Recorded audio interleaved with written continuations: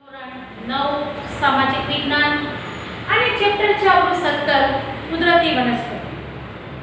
મિત્રો, આ ચેપ્ટરમાં આજે આપણે નવા ટોપિક સાથે ચર્ચા કરીશું અને આજનો આપણો ટોપિક છે કુદરતી વનસ્પતિના પ્રકારો. બરાબર છે મિત્રો? કુદરતી વનસ્પતિના મુખ્ય 5 પ્રકાર છે.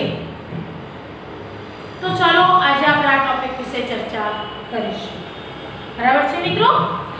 મિત્રો, પ્રશ્નને તમારે નોટ કરતા જવાનું છે, નોટમાં લખતા જવું. બરાબર છે? કારણ કે પરીક્ષામાં પણ તમને આ પ્રકારો પૂછાઈ શકે છે. તો ચાલો હવે આપણે વાત કરીશું કુદરતી વનસ્પતિના પ્રકારો. શાને આધારે 5 પ્રકાર થયા તેની સમજૂતી હવે જોઈશું. તો જુઓ મિત્રો, અહીં કે ઊંચાઈ, જમીન, વરસાદ અને તાપમાનની વિવિધતાને આધારે કુદરતી વનસ્પતિને 5 ભાગમાં વહેંચી શકાય છે. કેટલા ભાગમાં વહેંચી શકાય છે? 5. બરાબર છે? કે ઊંચાઈ, જમીન, વરસાદ અને તાપમાનની વિવિધતાને આધારે કુદરતી વનસ્પતિને 5 ભાગમાં વિભાજિત કર્યા છે. તો એ 5 પ્રકાર કયા છે? મિત્રો, પરીક્ષામાં પણ પૂછાઈ શકે છે કે જંગલોના 5 પ્રકાર જણાવો. બરાબર છે? તો તમે આ 5 પ્રકારો તમે લખી શકો છો. બરાબર? પ્રકારો અથવા તો જંગલોના પ્રકાર. કુલ કેટલા પ્રકારો છે? 5 પ્રકાર છે. બરાબર છે? કુદરતી વનસ્પતિના પ્રકારો અથવા તો જંગલોના પ્રકારો બંને રીતે ઓળખી શકાય છે. તો જુઓ, કુદરતી વનસ્પતિના આધારે 5 પ્રકાર પડે છે જંગલોના. તો સૌથી પહેલું છે ઉષ્ણકટિબંધીય વરસાદી જંગલો. કયા પ્રકાર છે? ઉષ્ણકટિબંધીય વરસાદી જંગલો. બીજું છે ઉષ્ણકટિબંધીય ખરાવ જંગલો. બરાબર છે? ઉષ્ણકટિબંધીય ખરાવ જંગલો. અને ત્રીજું ઉષ્ણકટિબંધીય કાંટાળા જંગલો. બરાબર છે? કયા જંગલો?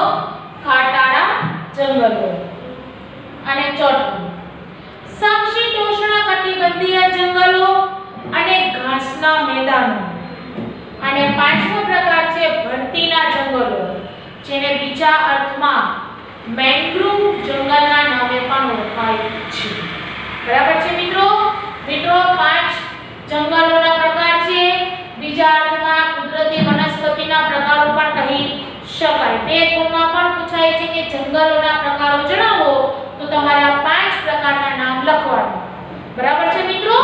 તો આ છે 5 પ્રકાર: વરસાદી જંગલો, ખરાવ જંગલો, કાંટાળા જંગલો, સમશીતોષ્ણકટિબંધીય જંગલો અને ઘાસના મેદાનો, અને ભરતીના જંગલો, જેને બીજા અર્થમાં મેંગ્રુવ જંગલના નામે પણ ઓળખાય છે.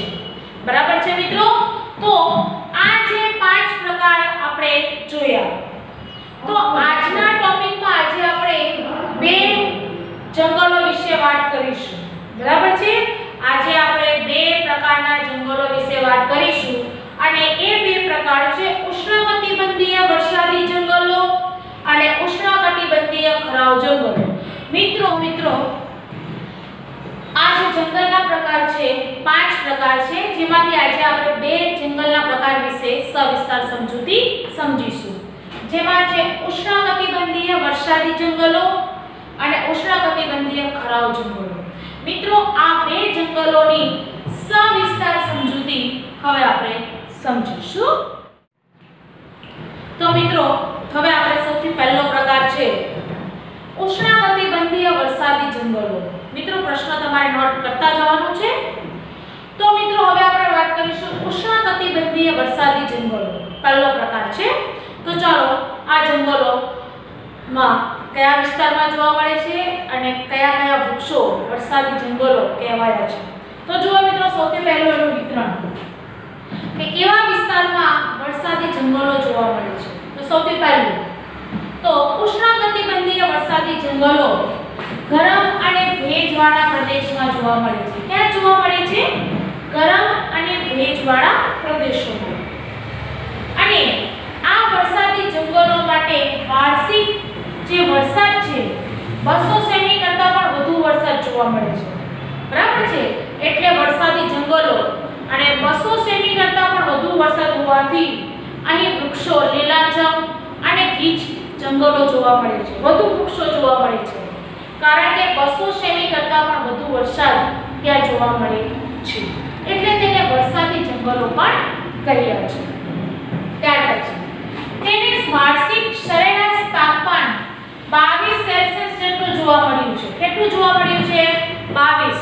બરાબર, કે 200 સેમી થી પણ વધુ વરસાદ જરૂરી છે અને વાર્ષિક સરેરાશ તાપમાન 22 સેલ્સિયસ કરતાં પણ વધુ જરૂરી છે. તે ઉપરાંત આ જંગલો ખાસ કરીને પશ્ચિમ ઘાટના વધુ વરસાદવાળા વિસ્તારમાં જોવા મળે છે, કે જ્યાં વધુ વરસાદ પડે છે એવા વિસ્તારોમાં આ જંગલ જોવા મળે છે.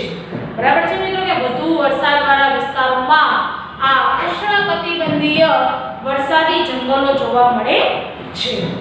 તે ઉપરાંત લક્ષદ્વીપ ટાપુ, અંદમાન નિકોબાર ટાપુ અને અસમના ઉપરી વિસ્તારોમાં અને તમિલનાડુના તટીય પ્રદેશોમાં આવા વરસાદી જંગલો જોવા મળે છે. મિત્રો, આ એવા વિસ્તારો છે કે જ્યાં વરસાદનું પ્રમાણ સૌથી વધારે છે અને વધુ વરસાદને કારણે આવા વિસ્તારોમાં આ વૃક્ષો એટલે કે વરસાદી જંગલનું પ્રમાણ વધુ થાય છે. તો આવા વૃક્ષો કયા છે? પ્રશ્ન ઊભો થાય ને મિત્રો, કે આવા બધા ઘણા વિસ્તારો છે એ વિસ્તારમાં વરસાદ વધુ પડે છે, તો એના કારણે ત્યાં કયા કયા વૃક્ષો થાય છે?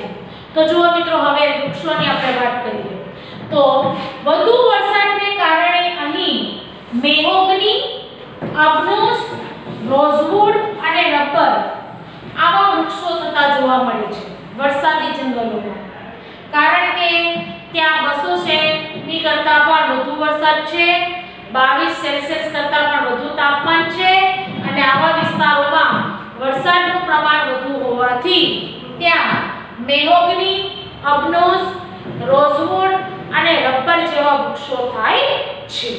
બરાબર છે મિત્રો? તો મિત્રો, અહીં આપણે આજે વાત કરી હતી ઉષ્ણકટિબંધીય વરસાદી જંગલો. બરાબર છે મિત્રો, કે આવા ઘણા વિસ્તારોમાં વરસાદ વધુ પડે છે એના કારણે અહીં રોઝવુડ, અબનોસ, રબર અને મેહોગની જેવા વૃક્ષો થતા જોવા મળે છે. બરાબર છે મિત્રો? તો મિત્રો, અહીં આપણે જે વાત કરી છે સૌથી પહેલો પ્રકાર કયો છે? ઉષ્ણકટિબંધીય વરસાદી જંગલો, જેમાં આપણે જંગલનું વિતરણ કે એના માટે કઈ આબોહવા, કેટલો વરસાદ અને કેટલું તાપમાન માફક આવે છે તેની સમજૂતી આપણે જોઈ. બરાબર, તેને ગરમ અને ભેજવાળા પ્રદેશમાં જોવા મળે છે, 200 સેમી કરતાં વધુ વરસાદ જરૂરી છે અને સરેરાશ તાપમાન 22 સેલ્સિયસ કરતાં પણ વધુ છે.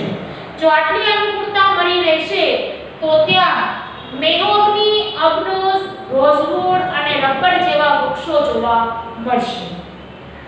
અને ઘણા વિસ્તારોમાં વરસાદનું પ્રમાણ પણ વધારે છે, જેના કારણે આ જંગલોને વરસાદી જંગલોના નામે ઓળખાય છે. કયા નામે ઓળખાય છે?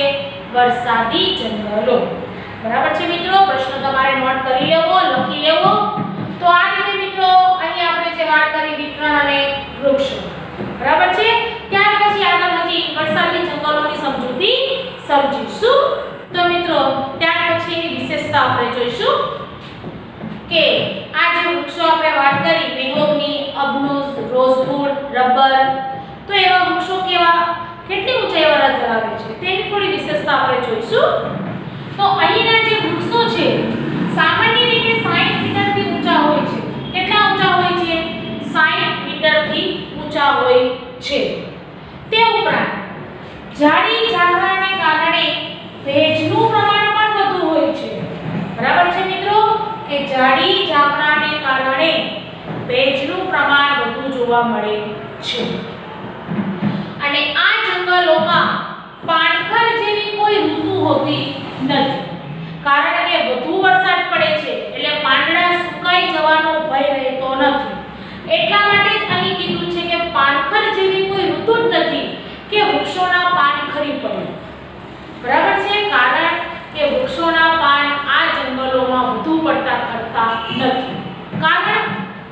કારણ કે અહીં બારેમાસ ખૂબ સૌથી વધુ વરસાદ પડે છે અને વધુ વરસાદને કારણે અહીં પાણખર ઋતુ આપણને જોવા મળતી નથી. આ જંગલો બારેમાસ લીલા રહેતા હોવાથી, બારેમાસ કેવા છે? લીલાછમ, કારણ કે ત્યાં બારેમાસ વધુ વરસાદ પડે છે અને વધુ વરસાદને કારણે ત્યાં લીલાછમ વૃક્ષો જોવા મળે છે. બારેમાસ કેવા જોવા મળે છે? લીલાછમ. તો બારેમાસ લીલા રહેતા હોવાથી એ જંગલોને નિત્ય લીલા જંગલો પણ કહેવાય છે. કયા નામે ઓળખાય છે? નિત્ય લીલા જંગલો. બરાબર છે મિત્રો? તો નિત્ય લીલા જંગલો તરીકે પણ ઓળખવામાં આવે છે. એટલે વરસાદી જંગલો છે એને બીજા કયા નામે ઓળખાય છે? નિત્ય લીલા જંગલો. આ જંગલોના નામે પણ ઓળખાય છે. બરાબર છે મિત્રો? તો મિત્રો અહીં આપણે જે વાત કરી હતી વૃક્ષોની વિશેષતા કે રબર, રોઝવુડ, આ બધા જે વૃક્ષો છે જેની ઊંચાઈ અહીં 60 મીટર થી પણ ઊંચા જોવા મળે છે. એટલે કે વરસાદી જંગલોમાં જે વૃક્ષો થાય છે એ વૃક્ષની સામાન્ય રીતે 60 મીટર થી ઊંચા હોય છે. બરાબર? અને ઝાડી ઝાકરાને કારણે ત્યાં ભેજનું પ્રમાણ પણ વધારે છે અને અહીં બારેમાસ વધુ વરસાદ પડતો હોવાથી વૃક્ષોના પાંદડા ખરી પડતા નથી. બારેમાસ પાંદડા કે વૃક્ષો લીલાછમ રહે છે. તેથી આ જંગલોને એટલે કે વરસાદી જંગલોને નિત્ય લીલા જંગલ પણ કહે છે. શું કહેવાય છે? નિત્ય લીલા જંગલો. કારણ કે વૃક્ષો હંમેશા લીલાછમ રહે છે. કેમ લીલાછમ રહે છે? તો વધુ વરસાદ ત્યાં પડે છે અને વધુ વરસાદને કારણે ત્યાં વૃક્ષો લીલાછમ છે, સુકાઈ જવાનો ભય રહેતો નથી. એટલે વધુ વરસાદને કારણે આ વરસાદી જંગલોને નિત્ય લીલા જંગલ પણ કહેવાયા છે. બરાબર છે મિત્રો? તો મિત્રો અહીં આપણે આ સમજૂતી મેળવી હતી વરસાદી જંગલોની. તો વરસાદી જંગલ વિશે આપણે જે વાત કરી, બરાબર, તેનું વિતરણ, એના વૃક્ષો અને એની વિશેષતા. તો વરસાદી જંગલ વિશેનો ટોપિક અહીં પૂર્ણ થાય છે. હવે આપણે બીજો પ્રકાર છે, બરાબર, કુદરતી વનસ્પતિના પ્રકારમાં બીજો પ્રકાર છે તેની હવે આપણે સમજૂતી સમજીશું. તો મિત્રો ત્યાર પછી હવે આપણે વાત કરીશું બીજો પ્રકાર છે ઉષ્ણકટિબંધીય ખરાવ જંગલો. અને ઉષ્ણકટિબંધીય ખરાવ જંગલોને બીજા મોસમી જંગલોના નામે પણ ઓળખાય છે. કયા નામે ઓળખાય છે? મોસમી જંગલો. તો ચાલો મિત્રો હવે આપણે એની સમજૂતી સમજીશું. સૌથી પહેલા એનું વિતરણ જુઓ. આ જંગલો દેશમાં 70 થી 200 સેમી સુધીનો વરસાદ જરૂરી છે. બરાબર કે ભારતની અંદર જે ખરાવ જંગલો છે તો ખરાવ જંગલો માટે 70 થી 200 સેમી સુધીનો વરસાદ માફક આવે છે. બરાબર કે 70 થી 200 સેમી સુધીનો વરસાદ પડે છે. તો એવા કયા વિસ્તારો છે જ્યાં 70 થી 200 સેમી સુધી આ ખરાવ જંગલોનો વિસ્તાર રહેલો છે? તો ઉત્તર પૂર્વીય રાજ્યોમાં, હિમાલયના તળેટીના વિસ્તારોમાં, પશ્ચિમ ઓડિશા, છત્તીસગઢ અને પશ્ચિમ ઘાટના પૂર્વીય ઢોળાવોમાં અને વિંધ્ય અને સાતપુડાના પર્વતોમાં આ ખરાવ જંગલો આવેલા છે. કારણ કે આ વિસ્તારમાં 70 થી 200 સેમી સુધીનો વરસાદ પડે છે. એટલે આવા વિસ્તારોમાં ખરાવ જંગલો આવેલા છે, જેને બીજા અર્થમાં મોસમી જંગલોના નામે પણ ઓળખાય છે. બરાબર છે મિત્રો? ત્યાર પછી તો અહીં 70 થી 200 સેમી સુધીનો વરસાદ પડે છે તો એના કારણે ત્યાં કયા કયા વૃક્ષો થાય છે? તો એના કારણે અહીં સાલ, સીસમ, ચંદન, ખેર અને વાંસ આવા વૃક્ષો થતા જોવા મળે છે. બરાબર છે મિત્રો? કે 70 થી 200 સેમી સુધીનો વરસાદ પડે છે, જેના કારણે અહીં સાલ, સીસમ, ચંદન, ખેર અને વાંસ આવા વૃક્ષો જોવા મળે છે. બરાબર છે? ત્યાર પછી એની મુખ્ય વિશેષતા શી છે કે ખરાબ જંગલોની વિશેષતા એ છે કે પાનખર ઋતુમાં, બરાબર છે, કે પાનખર ઋતુમાં વૃક્ષો 6 થી 8 અઠવાડિયા દરમિયાન પોતાના પાંદડા ખેરવી નાખે છે. બરાબર છે મિત્રો? કે આ ખરાબ જંગલોની મુખ્ય વિશેષતા એ છે કે પાનખર ઋતુમાં વૃક્ષો 6 થી 8 અઠવાડિયા દરમિયાન પોતાના પાંદડા ખેરવી નાખે છે. બરાબર છે? એટલે પાંદડા ખરી પડે છે. બરાબર છે? પણ દરેક પ્રજાતિના વૃક્ષોનો પાન ખેરવી નાખવાનો ચોક્કસ સમય હોય છે. હર વખત નથી પાંદડા ખરી પડતા મિત્રો, પણ પાનખર ઋતુ દરમિયાન એ સમયે, પાનખર ઋતુ સમયે એ વૃક્ષોના પાંદડા ખરી પડે છે. પણ પાન ખરવાનો કોઈ ચોક્કસ સમય હોય છે. બરાબર છે? જેથી કોઈ ચોક્કસ સમય દરમિયાન પાન વિનાના હોતા નથી. બરાબર કે આપણું પાનખર ઋતુ આવે ત્યારે જ તેના વૃક્ષના પાંદડા ખરી પડે છે. તેથી તેને પાનખર ઋતુ અથવા તો મોસમી જંગલોના નામે પણ ઓળખાય છે. બરાબર છે? કે કેટલાક વૃક્ષોની પ્રજાતિનો પાન ખેરવી નાખવાનો ચોક્કસ સમય હોય છે, જેથી જંગલો કોઈ ચોક્કસ દરમિયાન પાન વિનાના હોતા નથી. તેથી આ ખરાબ જંગલોને મોસમ પ્રમાણે પાન ખરતા હોવાથી, બરાબર, એવી મોસમ આવે, એવી ઋતુ આવે, પાનખર ઋતુ દરમિયાન જ તેના પાન ખરે છે. હર વખત કે રોજે રોજ તેના પાન નથી ખરતા, પણ અમુક એવી ઋતુ દરમિયાન તેના પાન 6 થી 8 અઠવાડિયા સુધી ખરી પડે છે.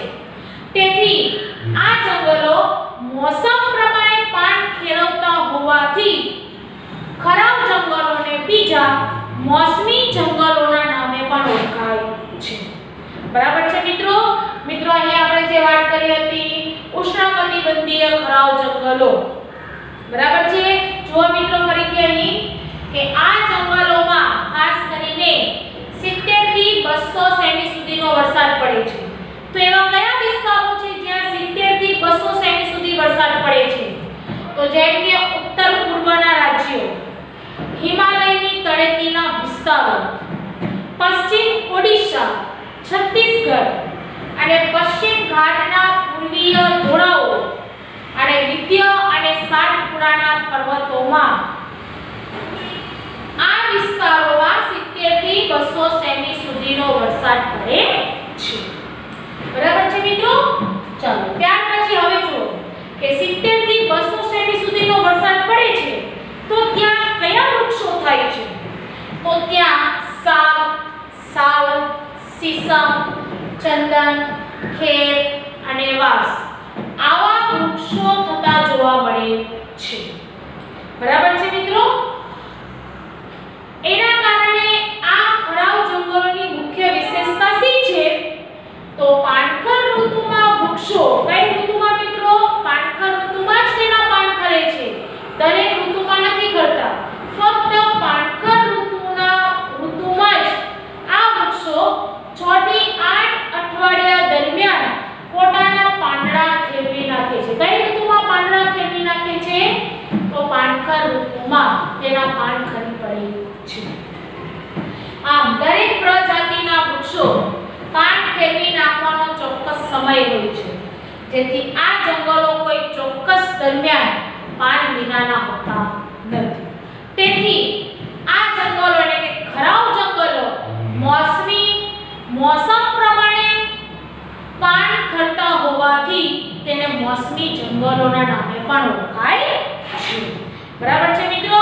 તો મિત્રો અહીં આપણે જે વાત કરી હતી ખરાબ જંગલો વિશે, તો અહીં ખરાબ જંગલ વિશેની સમજૂતી અહીં પૂર્ણ થાય છે. બરાબર છે મિત્રો? તમારે પ્રશ્નો નોટ કરી લેવાનો. તો અહીં આ બે પ્રકાર આપણે જોયા જંગલોના, તો બંને પ્રકારની સમજૂતી અહીં પૂર્ણ થાય છે. બરાબર છે મિત્રો? એટલે આજનો આપણો ટોપિક હતો કુદરતી વનસ્પતિના પ્રકારો અથવા જંગલોના પ્રકારો, જેમાં 5 પ્રકાર આપણે જોયા. અને એમાંથી ફક્ત બે પ્રકારની સમજૂતી આપણે સવિસ્તાર સમજી. ઉષ્ણકટિબંધીય ખરાબ જંગલો, બરાબર છે, અને એટલે કે બે પ્રકાર આપણે જોયા. તો બંને પ્રકારની સમજૂતી અહીં પૂર્ણ થાય છે. એટલે કે આજનો આપણો આ ટોપિક અહીં પૂર્ણ થાય છે. ફરી મળીશું નવા ટોપિક અને બાકીના રહેલા જે જંગલના 3 પ્રકાર છે એ ટોપિક સાથે ફરી મળીશું નવા ટોપિક સાથે.